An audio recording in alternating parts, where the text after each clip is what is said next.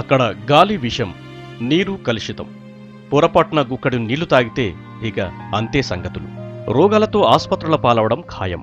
ఇక ప్రజలకు మంచినీరు అందించాలన్న ప్రభుత్వ లక్ష్యం అధికారుల నిర్లక్ష్యంతో నీరుగారిపోతోంది. రక్షిత మంచినీటి పథకంతో సరఫరా చేసే నీరు కలుషితం కాకుండా వ్యాధులు ప్రబలకుండా ఉండేందుకు ప్రభుత్వం గ్రామ పంచాయతీలకు నీటి పరీక్ష కిట్లను అందించింది.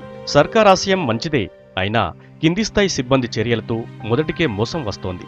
నీటి పరీక్ష కిట్లను పంచాయతీ కార్యదర్శులకు అప్పగించారు. ఎప్పటికప్పుడు నీటి పరీక్షలు చేయాల్సిన అధికారులు వాటిని గాలి కుదిలేశారు.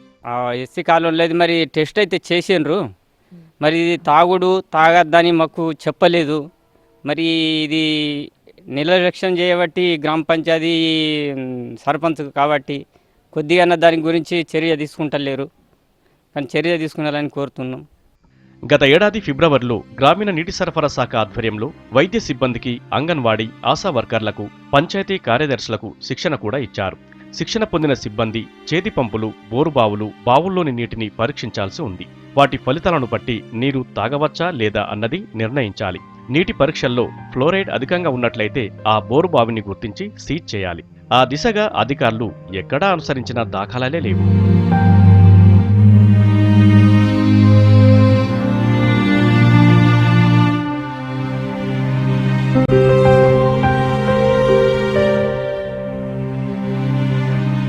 మంచినీటి ట్యాంకుల నుంచి ప్రజలకు సరఫరా చేసే తాగునీటిని సేకరించిన ఫీల్డ్ టెస్ట్ కిట్ ద్వారా పరీక్షించాల్సి ఉంటుంది. ఈ కిట్ల ద్వారా 9 రకాలుగా నీటిని పరీక్షించవచ్చు. నీటిలో ఫ్లోరైడ్, ఐరన్, క్లోరిన్, బ్యాక్టీరియాలను కనిపెట్టవచ్చు. గ్రామానికి ఒక్కో కిట్టును అందించినా వాటి వినియోగంపై ఆర్డబ్ల్యూఎస్ అధికారులు పట్టించుకోవడం లేదన్న విమర్శలున్నాయి.